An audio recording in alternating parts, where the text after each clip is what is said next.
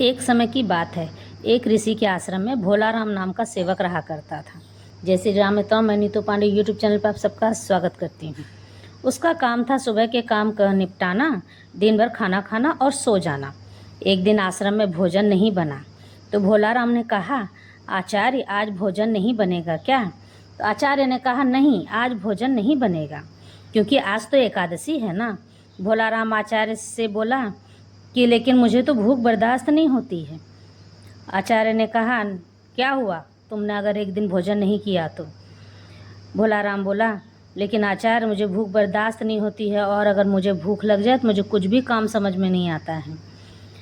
तो आचार्य बोले, नहीं नहीं, एक दिन एकादशी कर लो। लेकिन फिर भी भोला राम नहीं माना। तो भोला राम की भोलेपन को देखकर आचार्य को दया आ गई। अब मैं क्या करूं, मुझे तो भूखा ही रहना पड़ेगा। आचार्य फिर धीरे से बोले, ठीक है।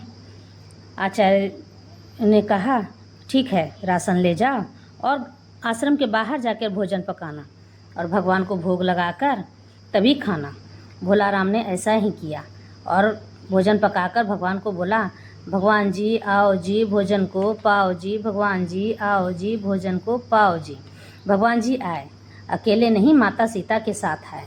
रामचंद्र जी और माता सीता आए तो भोला राम ने अपना भोजन माता सीता को दे दिया और भगवान के लिए जो बनाया था वो उन्हें अर्पित कर दिया।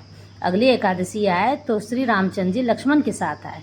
फिर अगली एकादशी आए तो श्री रामचंद्र जी भरत के साथ आए।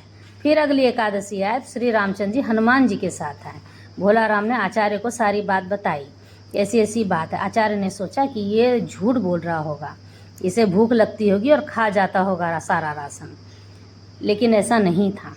भोला राम तो भोला था और जा करके फिर से चला गया। लेकिन जब आखिरी एकादशी आई तो भोला राम धरने पर जाकर बैठ गया और बोला कि मैं आज भोजन नहीं पकाऊंगा। मैं जब भी पकाता हूँ तो एक भगवान बढ़ जाते हैं और मुझे कुछ नहीं मिलता खाने को। आज भगवान भोजन बनाएंगे और मैं खाऊंगा। तो सभी भगवान हंसने लगे। उन्होंने कहा, ठीक है, आज हम तुम्हारे लिए भोजन बनाते हैं। माता सीता चूल्हे पर बैठी, लक्ष्मण जी लकड़ी लाने गए, बजरंगबली उनके लिए चूल्हे का जुगाड़ करने गए और बाकी सब पानी वगैरह भरने गए। सभी ने मदद की।